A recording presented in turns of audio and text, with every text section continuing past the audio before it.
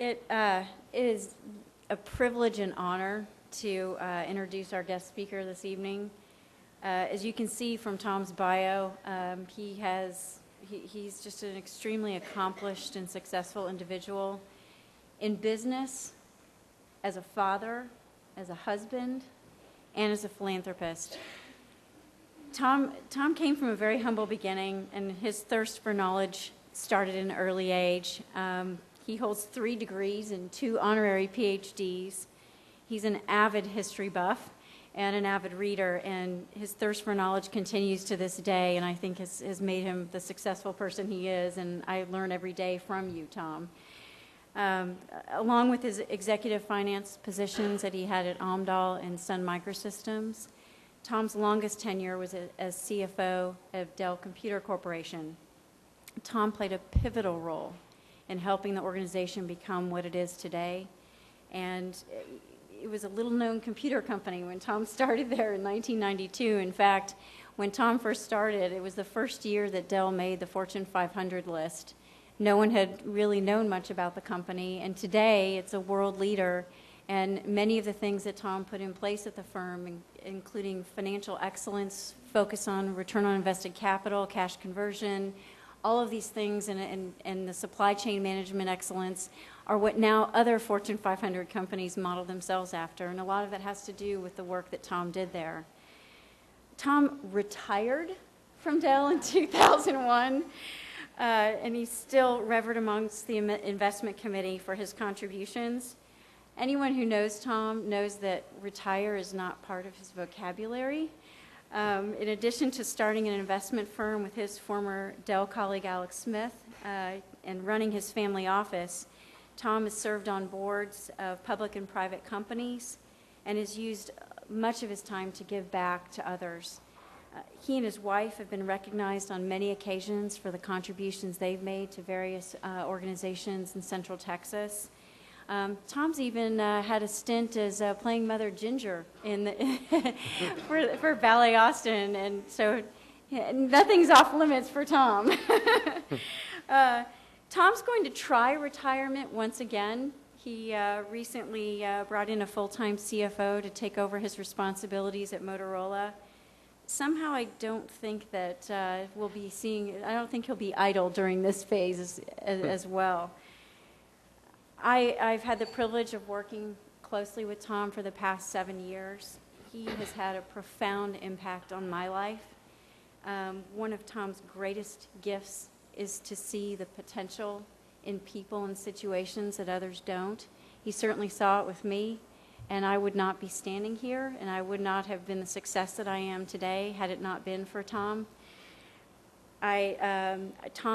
Tom really, and Christine and I spent some time with him a couple weeks ago. He really sees the potential in this organization. That's why he's here today and really believes in what we can accomplish. So with that, I'd like to introduce Tom Meredith. And please give him a warm welcome.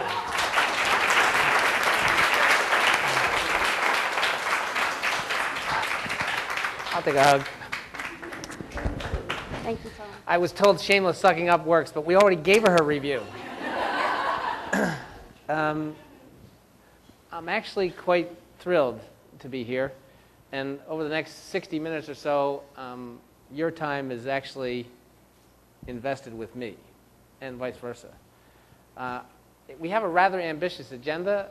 Christine evidently thinks big, as does, I know, Sharon and Melissa, and I'm sure as the rest of you in the room, at least the women in the room, because my mission is to inspire you. So let me repeat that. My mission is to inspire you. So I would say that's a pretty tough challenge.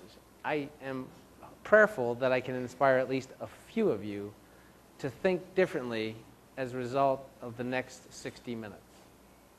Hopefully it will have a profound effect on how you accept the challenge that I'm going to lay at your feet, the responsibility and the accountability that come with that, and we'll talk more about that in a little bit.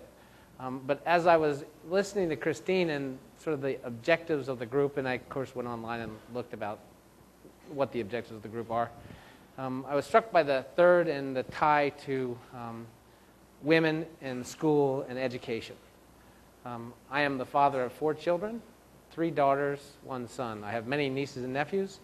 I have as many, in fact, more female members of my family than male. I have an African-American niece and nephew. I would like all of the women and my African-American niece and nephew to have the same opportunities as my white male son.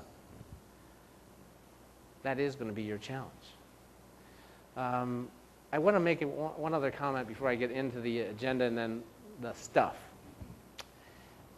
My daughter, Sarah, second daughter, she's 20. She's in Mount Holyoke. It would be an all-woman school.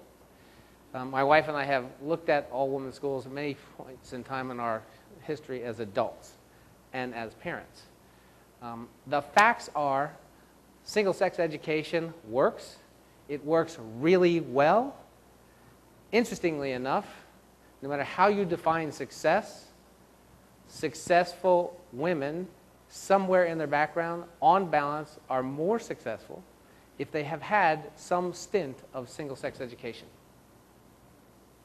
I'm somewhat financially and therefore quantitatively oriented. The data is fairly irrefutable. But I'll tell you one fun story. My daughter Sarah is a physics major. She's blonde, she's attractive, she's curvaceous. She's a head turner. She's a physics major.